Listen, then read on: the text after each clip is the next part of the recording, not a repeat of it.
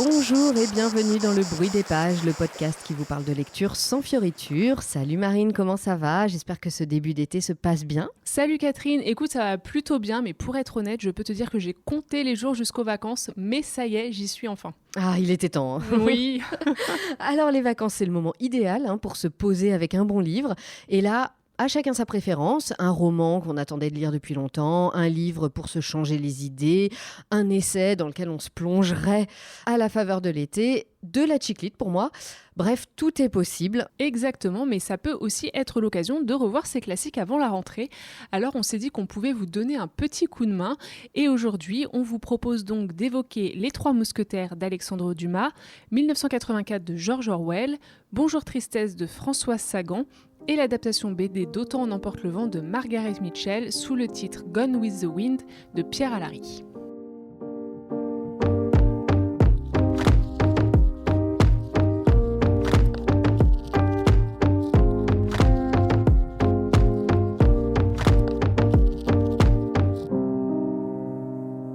Je ne sais pas si on peut faire plus classique que ça. En tout cas, on a décidé pour commencer de vous parler des Trois Mousquetaires d'Alexandre Dumas.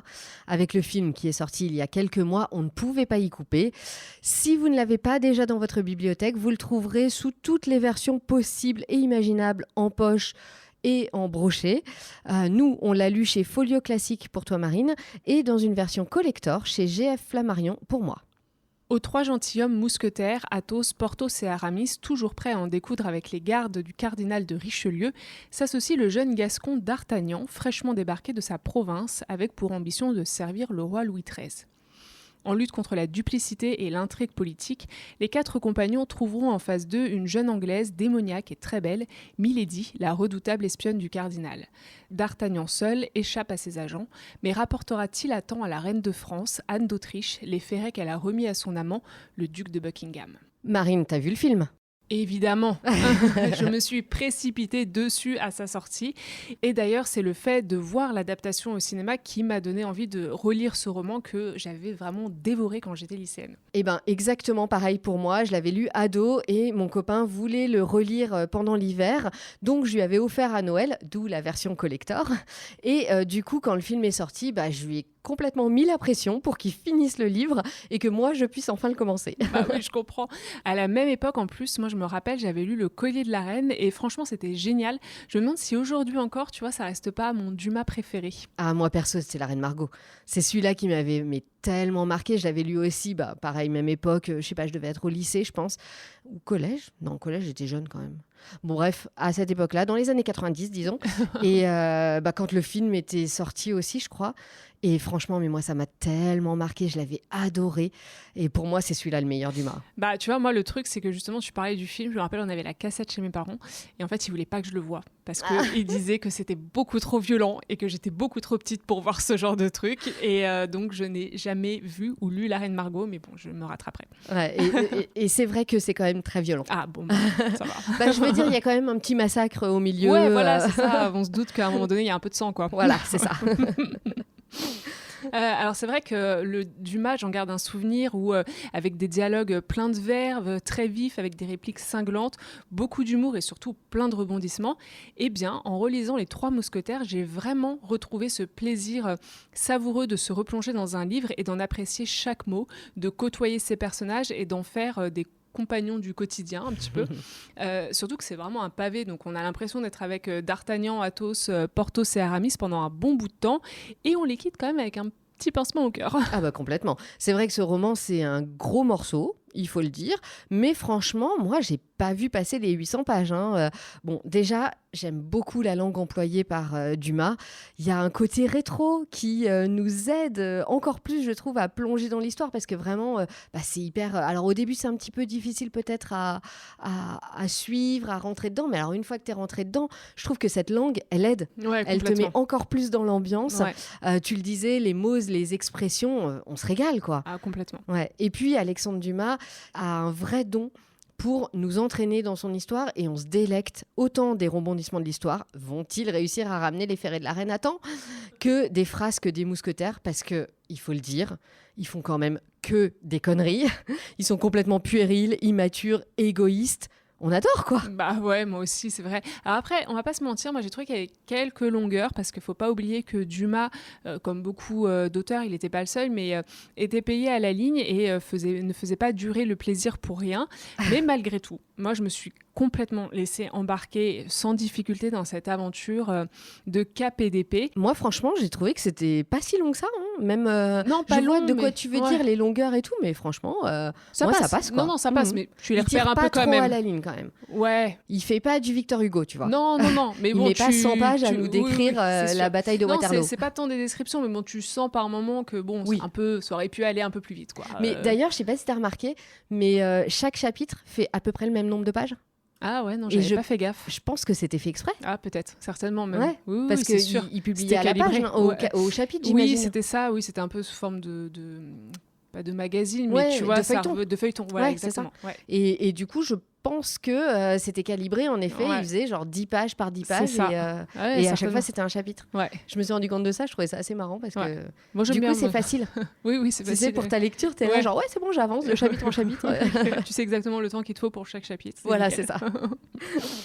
Et après aussi, moi je trouve qu'avec ce roman en particulier, on sent tout l'amour de Dumas pour le théâtre, aussi bien dans le style d'écriture que dans la mise en scène. Il y a plein de passages qui sont pensés, qui sont écrits à la façon d'une tragédie ou d'un vaudeville, et c'est vraiment savoureux parce que c'est très visuel, et on arrive tout de suite à imaginer la scène.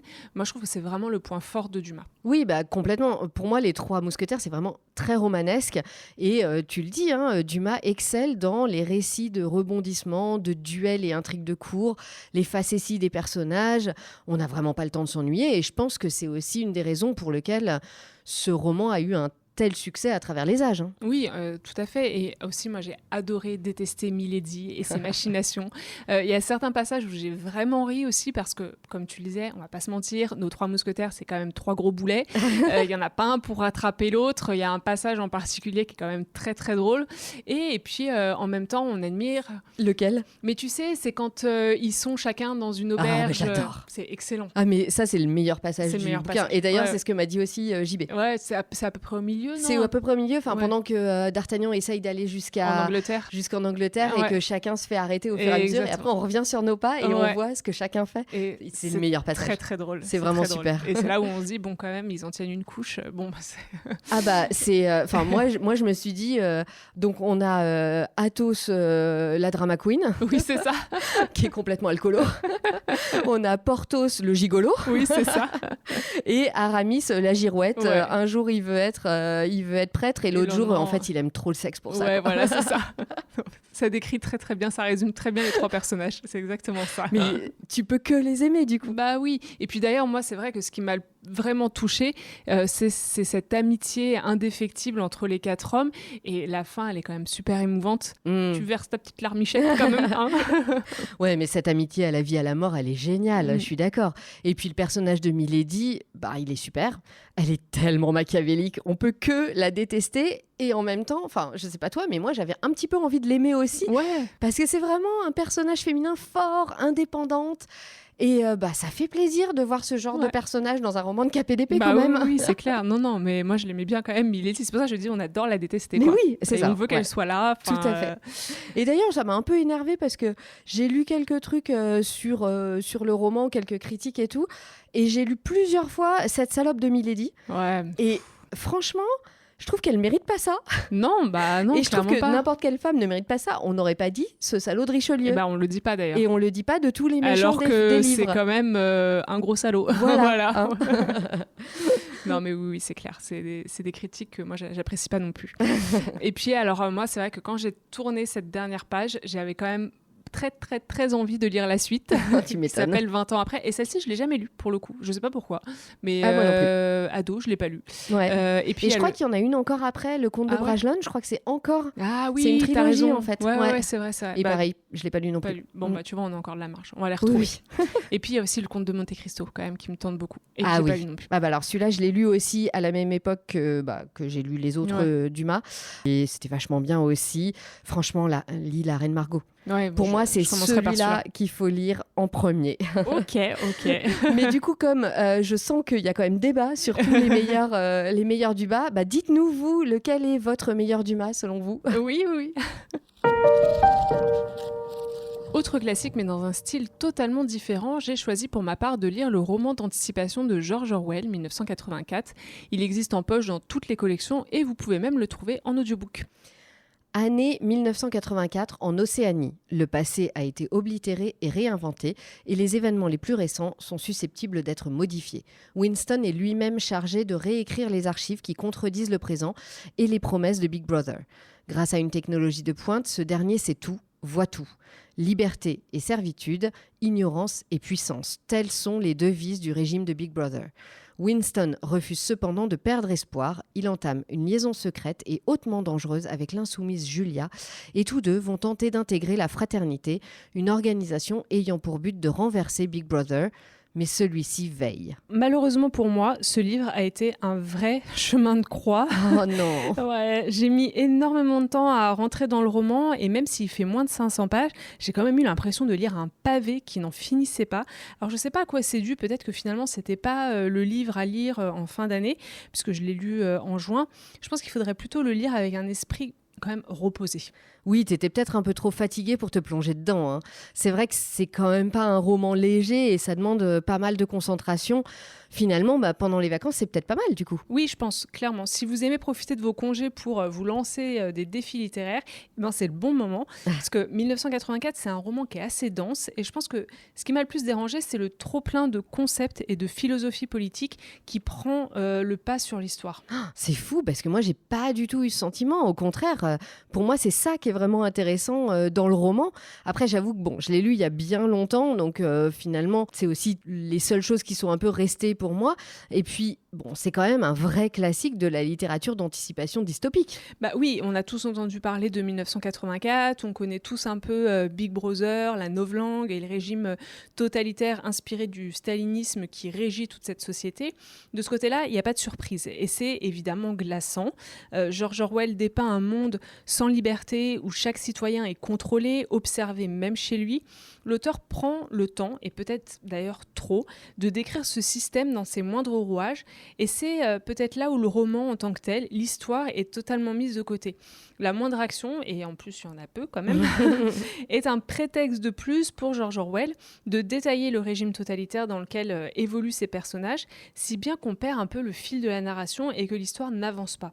Et moi, en tant que lectrice, je me suis pas du tout sentie immergée dans le roman. J'ai pas réussi à m'attacher aux personnages parce que tout est trop froid, trop distant. Alors, ça vient peut-être d'une volonté de l'auteur d'ailleurs, puisque cette atmosphère, c'est vrai, ça correspond super bien à l'image d'un régime totalitaire où justement il est interdit de penser par soi-même. Mais peut-être qu'à un moment, il aurait fallu quand même sortir de cette torpeur pour créer un rebondissement, un contraste. Bref, je me suis ennuyée tout du long, quoi. Oh non. Ouais. Alors, c'est fou parce que vraiment, pour moi, c'est tout le contraire. Je te trouve vraiment dure avec le roman, Marine. Désolée. C'est clair que tout est froid et distant, hein. Je suis tout à fait d'accord avec ça. Mais pour moi, cette ambiance ne fait qu'appuyer encore plus le propos de George Orwell. Pour moi, c'est précisément ce qui rend le roman glaçant, comme tu le dis. Et pour le coup, moi, je me souviens de m'être pas du tout ennuyée. J'ai vraiment le souvenir de l'avoir lu hyper vite. J'étais dans mon premier appartement à Lille et je le lisais même dans le bain. C'est dire. Ah ouais. Mais non, Oh là j'étais là. à Dans fond. le bain, en plus, c'est pas du tout le moment détente, quoi. Non, la lecture, c'est un moment détente quoi qu'il arrive. George Orwell, là, pour le coup, en tout cas, C'était pas 1984. hyper détente, j'avoue. Mais j'avais un bain et c'était une nouveauté. Et donc, franchement, j'en profitais. Alors c'est peut-être le problème justement parce que moi j'ai tellement entendu d'éloges autour de ce roman que je pensais que même en connaissant déjà l'histoire je serais vraiment captivée par cette dystopie, mais j'ai trouvé que l'équilibre encore une fois entre la critique politico-sociale et l'histoire, l'arc narratif des personnages vraiment n'était pas assez équilibré. Et puis alors là, je vais peut-être pas me faire des amis, j'en suis consciente. Faut le dire, peut-être que le roman a pris un coup de vieux. Bon, écoute, on arrête tout là. C'est pas possible. Non, mais je m'explique quand même. C'est vrai que voilà, ça a été publié, pas longtemps, c'était en pleine guerre froide, donc forcément c'était provocateur, révolutionnaire. Écrire comme ça un roman directement inspiré du régime stalinien et qui en plus dénonce les travers du capitalisme. Mais aujourd'hui, il n'y a rien de neuf en fait. On en a déjà tellement vu de ce genre de concept que ça perd un peu de son ampleur. Alors certes, il y a quand même certaines phrases, certains passages qui nous marquent, parce que c'est très philosophique, c'est très bien écrit, ça je le reconnais. Mais je me demande si finalement, j'aurais pas juste préféré un essai, quoi. Ah, mais ça aurait pas été pareil. Enfin, pour le coup, je suis encore une fois pas du tout d'accord avec toi parce que pour moi, c'est justement ça la force de 1984, c'est que il est complètement d'actualité déjà encore aujourd'hui. Au-delà de la critique du stalinisme, c'est vraiment une critique de tous les totalitarismes et même des déviances qu'on peut trouver encore dans nos sociétés actuelles. Je pense par exemple aux réseaux sociaux, tu vois. Et puis, dans un sens, je trouve que tout ce qui est dit dans 1984, on le retrouve encore aujourd'hui dans plein de romans, dans des séries finalement. Enfin, ça n'a été que imité depuis. Je pense par exemple, tu vois, dans les séries à Black Mirror. Oui. Bref, je crois que c'est un roman qu'il faut vraiment lire en n'oubliant pas à quel point il était novateur à l'époque. C'est-à-dire que il était le premier à faire un roman comme ça. Donc ça te paraît vu et revu. Parce que, ça a été fait et refait après lui. Bien sûr. Non, mais ça, je rends à César, à George Orwell, ce qui appartient à George Orwell, évidemment. Enfin, je veux dire, c'est pas pour rien que ce roman, ça reste un classique, etc. Mais du coup, moi, si je me bats juste en tant que pure lectrice et plaisir de lecture, j'ai pas été emportée. Tu vois, franchement, je me suis fait chier. Après, je sais que c'est dur de le dire comme ça. Et encore une fois, il y a certains passages que j'ai trouvés vraiment très pertinents, où j'avais envie de me dire, ouais, c'est vrai que ça marche vachement bien. Mais après, quand même, tout le long, il se passe pas grand-chose, quoi. Tu vois, tu rames. Moi, je pense que tu étais trop fatiguée. Ouais, peut-être. Ouais, non, mais c'est vrai, franchement. Du coup, vraiment, mon conseil, c'est si vous choisissez de découvrir 1984 pendant vos vacances, essayez de vous lancer avec un esprit reposé et ensuite, peut-être, de le lire en parallèle d'un autre roman, peut-être un peu plus léger, parce que sinon, vous allez ressortir de là complètement déprimé. Bon, c'est vrai que c'est pas l'histoire la plus fun du monde. Alors, autre possibilité, vous pouvez aussi vous lancer dans ce roman avec l'adaptation BD par Fido Nesti. C'est toujours pas très fun, mais c'est une autre porte d'entrée. Moi, je l'ai commencé et je voulais en lire quelques pages. Et puis, je me suis retrouvée embarquée dedans sans me rendre compte. J'en ai lu une cinquantaine en 10 minutes. Mais tu vois, en adaptation BD, c'est vrai que ça pourrait être chouette aussi. Ouais, non, franchement, elle est chouette. Alors, toujours pareil, c'est très sombre et tout ça. Enfin, ça va pas être plus drôle pour autant, mais voilà, c'est une autre façon peut-être de se lancer dedans. Et puis pour ceux qui, contrairement à toi donc, ont aimé 1984, moi j'avais aussi lu dans la foulée Le meilleur des mondes d'Aldous Huxley et je vous le conseille aussi, franchement c'était vachement bien et c'est dans le même thème. Mais il est dans notre bibliothèque et mon copain aussi me tanne pour que je le lise. Il m'avait déjà bien harcelé pour 1984. Il a été très déçu que je n'aime pas. Donc je lirai aussi Le meilleur des mondes. Peut-être pas cet été. Je me le garde pour plus tard. Voilà, garde-le pour un moment où tu seras en forme. Voilà. Je voudrais pas que les deux te dégoûtent. Non. J'hésitais entre plusieurs romans pour cet épisode, donc j'ai décidé de vous laisser choisir pour moi. Et un petit sondage sur l'Instagram du Bruit des Pages plus tard, vous avez majoritairement voté pour Bonjour Tristesse de Françoise Sagan. Votre décision faisant loi, je suis donc allée chercher le roman dans ma bibliothèque chez mes parents. C'est une version parue chez Pocket, mais comme pour les 2 romans précédents, vous pouvez le trouver chez tous les éditeurs de poche. La villa est magnifique, l'été brûlant, la Méditerranée toute proche. Cécile a 17 ans, elle ne connaît de l'amour que des baisers, des rendez-vous, des lassitudes. Pas pour longtemps. Son père, veuf, est un adepte joyeux des liaisons passagères et sans importance. Ils s'amusent, ils n'ont besoin de personne, ils sont heureux. La visite d'une femme de cœur, intelligente et calme, vient troubler ce délicieux désordre. Comment écarter la menace ? Dans la pinède embrasée, un jeu cruel se prépare. Bonjour Tristesse, c'est un roman que j'avais lu il y a bien longtemps. Je crois que j'entrais tout juste à la fac. Et c'est marrant parce que je n'avais un souvenir que très limité de l'histoire. Pour moi, en gros, c'était l'histoire d'une fille et son père, des gens oisifs dans une villa dans le sud de la France pendant l'été. Et voilà. Mais vraiment, au-delà de l'histoire, le livre m'avait plutôt laissé une impression plus qu'un vrai souvenir, une impression, une sensation que d'ailleurs j'aurais plutôt du mal à décrire. Mais une chose est sûre, cette fois, c'est pas la même impression que m'a laissé cette lecture. C'est un peu comme si finalement j'avais pas relu le même livre. Alors bon, j'avais une vingtaine d'années à l'époque, donc pas très étonnant non plus, mais c'est toujours assez surprenant de se rendre compte qu'un roman ne fait pas du tout le même effet selon l'âge auquel on le lit. Bah ouais, moi je suis d'accord, c'est vrai qu'en grandissant, on porte pas le même regard sur les romans, puis bon, en même temps c'est normal, parce que t'as pas la même expérience. Et moi d'ailleurs, c'est pour ça que j'ai toujours peur de relire les romans que j'ai lus et que j'ai adorés quand j'étais plus jeune, parce que j'ai trop peur d'être déçue. Eh ben ouais, et ça peut tout à fait arriver, moi ça m'est arrivé. Donc du coup, je les garde. Tu vois, je me dis, celui-là, je l'ai adoré, j'en ai un bon souvenir. Je suis pas sûre de le... Ouais. Non, mais je suis d'accord, ça peut en effet faire ça. Pour revenir à Bonjour Tristesse, ce roman, c'est un peu le roman des plaisirs sans penser aux conséquences, de la libération sexuelle, de l'insouciance, mais avec un peu de mélancolie qu'on sent poindre dans les pages de Françoise Sagan. Les interdits sont bravés sans scrupule, ou presque, parce que Cécile, l'héroïne, oscille quand même entre liberté, culte du plaisir et remords. Françoise Sagan joue sur l'ambiguïté de ses personnages et particulièrement de Cécile, qui est la narratrice. Elle est jeune, elle est capricieuse, immature, cruelle, parfois insensible. Et puis l'instant d'après, elle est pleine de remords, candide, mélancolique et même subjuguée par le personnage d'Anne, qu'elle admire et qu'elle va pourtant inéluctablement mener à sa perte. Et puis Bonjour Tristesse, c'est aussi, et peut-être avant tout, le roman d'un jeu dangereux, jeu dans lequel Cécile se lance pour faire tomber sa rivale, Anne, qui menace de lui prendre son père et surtout de la forcer à entrer dans le moule d'une vie rangée et bourgeoise dans lequel elle veut vraiment pas rentrer. Et puis, il y a aussi tout le cadre dans lequel se déroule ce roman. Tu parlais d'une villa sur la Côte d'Azur. Ouais. Je trouve que ça fait quand même très jeunesse dorée, non ? Ah oui, complètement. Je vous disais, une fille et son père oisif dans cette maison sur la Côte d'Azur.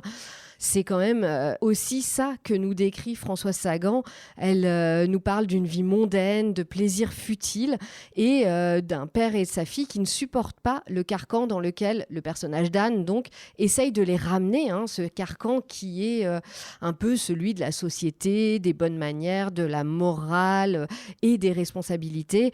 Et le roman nous décrit l'affrontement subtil entre les deux femmes, Anne la bourgeoise contre Cécile, la jeune femme sans contrainte.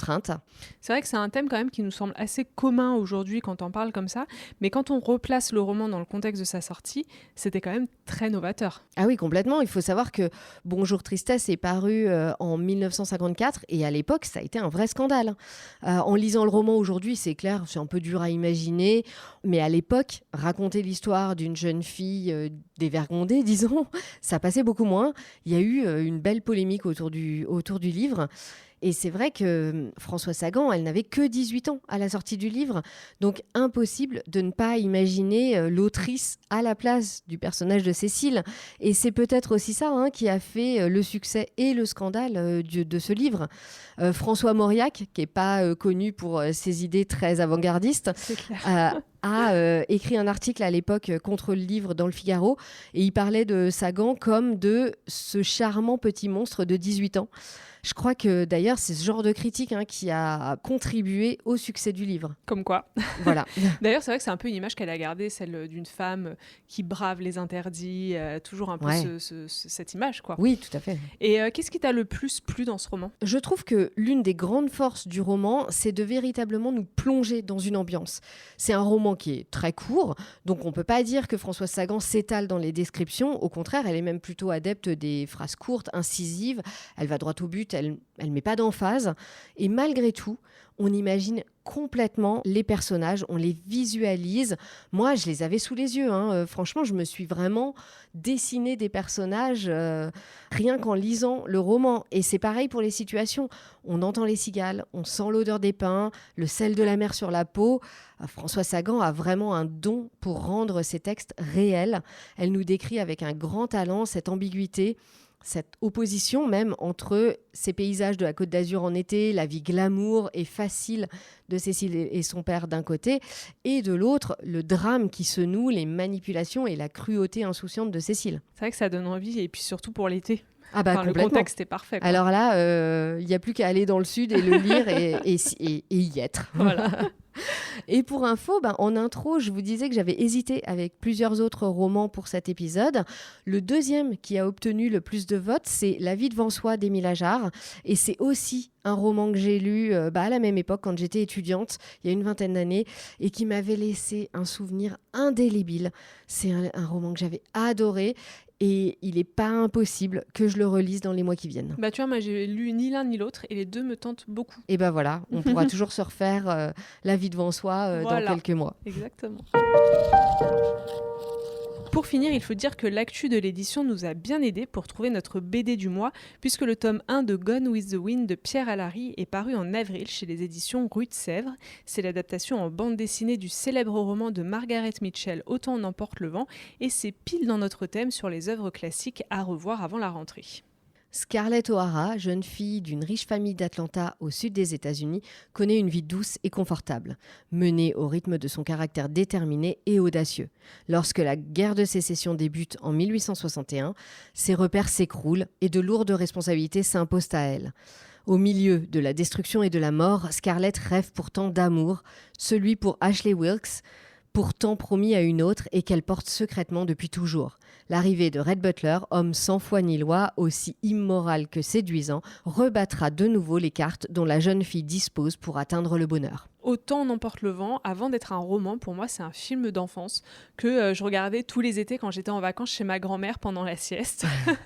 Et pour tout vous avouer, j'ai jamais lu le roman de Margaret Mitchell. Donc mon seul élément de comparaison pour cette BD, c'est le film de Victor Fleming avec Vivien Leigh et Clark Gable, qui est sorti en 1939. Donc, et quel récent. Film. Ouais, oh là là. J'avoue, pour moi aussi, Autant on emporte le vent, c'est complètement le film. J'ai dû le voir, je sais pas, plusieurs dizaines de fois dans mon enfance, mais aussi à l'âge adulte. D'ailleurs, je l'ai revu pendant le confinement. Tu sais, c'était un peu le moment où on revoyait des trucs. Oui. Alors moi, je l'ai revu parce que mon copain ne l'avait jamais vu et que c'était indispensable qu'il le découvre. Tu sais que le mien l'a jamais vu non plus. La honte. Là, il va falloir lui montrer. Qu'est-ce qu'on fait avec des mecs pareils? J'ai le DVD. Ça existe encore. Ok, je le note. Ouais, donc ça et la version BBC de Pride and Prejudice, la seule, la vraie. On s'est refait ça pendant le confinement avec mon mec.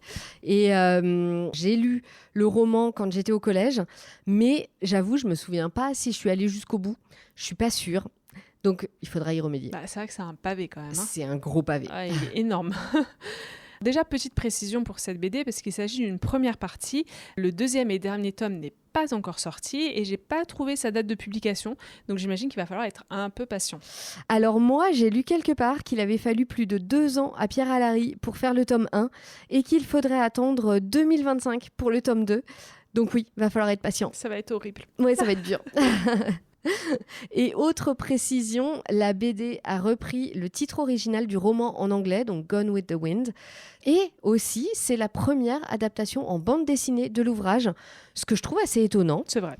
Après, c'est vrai que le roman est mythique, le film fait partie de la légende d'Hollywood. Ça peut aussi mettre un peu la pression. Légère. Et puis il y a eu tous les débats sur le roman qui était une apologie de l'esclavagisme, etc. Donc c'est vrai que ça a peut-être pas aidé. Ça a posé des questions. Non mais c'est sûr. Voilà. Après, c'est vrai que quand on a vu le film, on s'attend bien évidemment à retrouver justement cette grande épopée, cette fresque historique et ces personnages hauts en couleur qui, moi, personnellement, m'ont marqué quand j'étais plus jeune. Je garde en tête des images très flamboyantes, dramatiques et vraiment, j'ai été ravie de retrouver, grâce au dessin de Pierre Alary, cette atmosphère si unique et propre à l'histoire de Margaret Mitchell. Oui, c'est vrai qu'on retrouve complètement cette ambiance. Pierre Alary est resté très fidèle à l'œuvre de Margaret Mitchell, autant pour les personnages que pour l'histoire et aussi pour toute cette description du Sud. Franchement, pour les fans d'Autant on emporte le vent, il n'y a pas de déception possible à mon avis. On y retrouve tout ce qu'on avait aimé dans le roman ou dans le film. Moi, pour le coup, j'ai adoré retrouver Scarlett O'Hara, Red Butler, leur caractère bien trempé, leur égoïsme et leur force. Mélanie, toujours aussi mièvre et beaucoup trop gentille pour son bien. La pauvre. Et tous les autres. J'ai adoré les suivre, des pique-niques dans les plantations, aux rues jonchées de blessés de la guerre de sécession. c'est quand même une super histoire, hein, et Pierre Alary l'a transcrit parfaitement bien. De page en page, on se passionne pour leurs aventures et il est bien difficile de ne pas lire la BD d'une traite. D'ailleurs, moi je l'ai lu en une journée. Voilà. Et pourtant, c'est vrai que j'ai quand même pris le temps d'admirer chaque dessin parce que je les ai vraiment beaucoup aimés. C'est vrai que le trait est un peu classique, mais ça correspond tout à fait au récit. Et je pense que plus que les dessins, ce sont particulièrement les couleurs que j'ai aimées. Elles jouent un rôle essentiel, surtout sur certaines planches, quand les troupes du Nord, par exemple, débarquent à Atlanta et que c'est la panique partout dans la ville. Ce camailleux de jaune, de rouge et d'orange, ça m'a beaucoup rappelé certaines scènes du film. Ah oui, complètement. D'ailleurs, il y a évidemment la scène où il fuit Atlanta. Et voilà, c'est ça. Tu l'attends, quoi. Ouais. Il fallait pas se rater sur celle-là. Et elle est très réussie. Voilà. Elle est très réussie, je suis d'accord. C'est vrai que les choix de couleurs et un peu de tendance de couleurs selon le moment dans l'histoire sont vraiment très très bons, je trouve. Après, moi, je dois dire qu'en revanche, j'ai eu une petite réserve sur les dessins. C'est un trait très classique de la BD franco-belge sur papier brillant. Et moi, j'ai trouvé ça assez dur. J'ai pas adoré, j'étais pas hyper fan. Mais la magie de Autant en emporte le vent, ça marche. Impossible de rester longtemps insensible à ce récit culte. Oui, tout à fait. Et puis que vous connaissiez l'histoire via le roman ou le film, je pense que c'est quand même une très belle adaptation, très réussie et surtout à la hauteur de cette fresque historique et dramatique. Et pour ceux qui découvrent, je dirais que c'est une très bonne entrée en matière. D'ailleurs, la BD est passée entre les mains de notre collègue Tiffaine, qui justement ne connaissait pas Autant en emporte le vent. Et elle s'est laissée complètement emporter par l'histoire de Scarlett et Eret et des autres. Hein. À la fin, elle voulait vraiment savoir la suite. Tu m'étonnes quand tu t'arrêtes comme ça en plein milieu de l'histoire et que tu sais pas du tout ce qui va se passer. Nous déjà, on attend la suite avec impatience, mais alors pour elle, ça doit être affreux. Franchement, je la plains. Ouais. Et je pense qu'elle va nous tanner pour qu'on lui prête la suite quand on l'aura. C'est sûr. Quand on se lance dans un thème pareil sur les classiques de la littérature, on ne manque pas d'œuvres à lire ou à relire. On a pas mal hésité, mais il fallait bien faire un choix et on espère que ces romans et cette BD vous auront plu. Et vous auriez mis quoi dans la sélection ? Pour vous, c'est quoi le classique des classiques ? Bon, je pense que là, il y a moyen de se lancer dans de longs débats. En tout cas, n'hésitez pas à venir nous le dire sur notre Instagram, lebruitdespages.podcast. C'est là aussi que vous retrouverez toutes les références des livres dont on vous a parlé aujourd'hui. Vous pouvez aussi retrouver Marine sur Instagram avec son compte Au fil des pages. Et donc, le mois dernier, on avait fait notre pile à lire de l'été. Alors Marine, t'en es où ? Qu'est-ce que tu lis en ce moment ? Moi, figure-toi que j'ai commencé mes devoirs. Bravo. Parce que j'ai attaqué le roman de Joséphine Tassi, L'Indésir, qui sortira pour la rentrée littéraire aux éditions de l'Iconoclaste. Bon, moi, j'ai pas du tout commencé mes devoirs. Ça super. commence bien. J'ai déjà fait une entorse à ma liste, qui est pourtant bien longue. En fait, une de mes copines a posté une story sur Instagram sur le bouquin de développement personnel « Un esprit bof dans un corps pas ouf » d'Anne-Sophie Girard. Et franchement, j'ai vu le titre, j'ai adoré. Ça m'a trop fait rire. Et du coup, je suis tout de suite allée me l'acheter. Bon, franchement, ça se lit en 2 secondes. Donc, je vais pouvoir très vite me remettre à ma liste de l'été. Ouais, ça va. C'est vrai qu'il me tente bien. Moi aussi, ça a l'air chouette à lire pour l'été, ce livre. Ouais, franchement, c'est très marrant. Avant de se quitter, on vous laisse avec des petits devoirs de vacances. Vous allez voir, ça vaut un bon cahier de vacances. Alors, premier exercice, likez le podcast sur toutes les plateformes d'écoute. Deuxième exercice, mettre un gentil commentaire dans Apple Podcast.